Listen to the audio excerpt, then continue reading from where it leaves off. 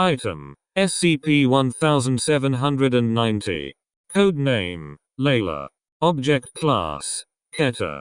Special Containment Procedures: SCP-1790 is to be housed in isolation in a modified standard humanoid containment cell. SCP-1790 is to be blindfolded at all times, and fitted with vocal restraints whenever it is outside its cell, except for testing or as medically necessary. Staff are to make no attempt to directly communicate with SCP-1790 except for the issuance of orders and directions. SCP-1790 is to be monitored at all times for any attempt to injure or kill itself, and any attempt is to be responded to with prompt and comprehensive medical attention. Any communication with SCP-1790 is to be conducted via an asynchronous text-based medium, and all communications from SCP-1790 are to be reviewed simultaneously by at least 3 staff members possessing Level 4 clearance. All personnel responsible for handling of SCP-1790 are to be screened regularly for indications of SCP-1790 influence and are to be reassigned as necessary.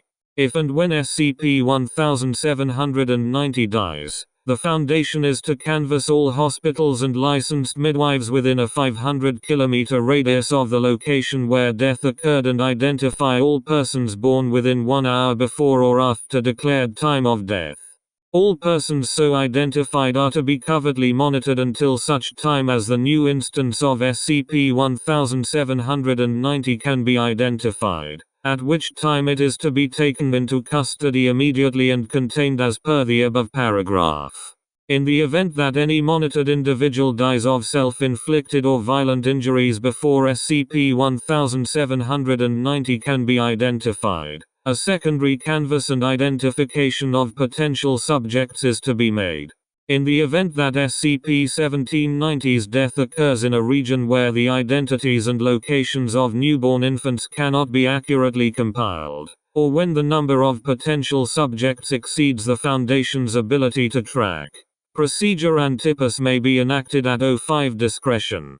Description: SCP-1790 is an accumulation of human memories and an associated personality, capable of preserving its existence after death by transmitting itself into the mind of a newborn infant. SCP-1790 currently inhabits the body of a Hispanic female, 33 years of age. SCP-1790's current state is the 7th instance that has been identified to date. In interviews, it has claimed to have existed as at least distinct individuals since its first incarnation in redacted. Interviews and testing have determined that all instances of SCP-1790 possess full recall of the known memories of each prior instance and share similar personality traits. The means by which SCP-1790 transmits to a new instance at the time of death is unknown. All attempts to block transmission have failed to date. Transmission of consciousness appears to occur at the time when brain activity ceases in the current instance, and is not prevented by keeping the instance clinically alive after brain death. In all documented transmissions, the new instance has been identified as a person with a documented time of birth less than 1 hour after the assumed time of brain death, born within a 500-kilometer radius of the location where the previous instance died. SCP-1790 has shown no preference for infants of any specific gender or ethnicity.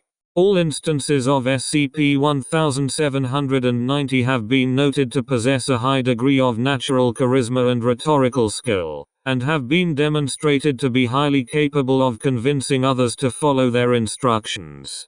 SCP-1790 has demonstrated an expert ability to cold read individuals within seconds of beginning a conversation, and determine how to converse with that individual in order to coerce their agreement. No indication of a mimetic or hypnotic effect has been associated with this ability. Persons interacting with SCP-1790 have reported no compulsion or involuntary urge to obey or agree with SCP-1790. except in that they find its rhetoric highly convincing.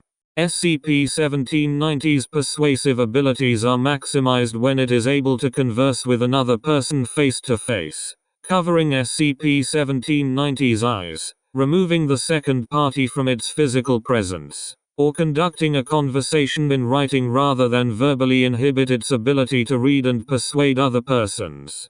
In all instances where SCP-1790 has remained outside containment for a significant period of time, it has taken advantage of its charismatic abilities to establish itself as the leader of an insular and self-contained religious movement, whether by establishing one itself or assuming leadership of an existing group.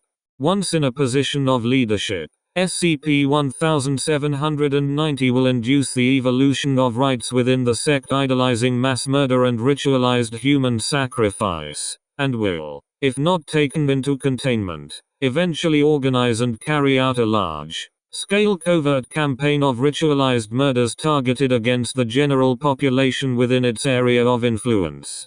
This campaign will continue until SCP-1790 is either killed or apprehended, the sect collapses due to the arrest or death of its members, or the locale in which the sect operates has been depopulated, at which point SCP-1790 will abandon the sect and establish a new movement elsewhere. In all documented instances of SCP-1790 related campaigns, pregnant women and children under the age of 8, as well as members of associated sects themselves, have been excluded from those individuals targeted. SCP-1790 was first identified in 1868, when the ringleader of a group of Thuggee cultists operating in the area of Rajmahal, India, was apprehended by British authorities and sentenced to death. Prior to execution, claimed to be the reincarnation of a Thuggee leader who had been executed during the first wave of British anti-Thuggee activities in 1832. Comments were dismissed at the time.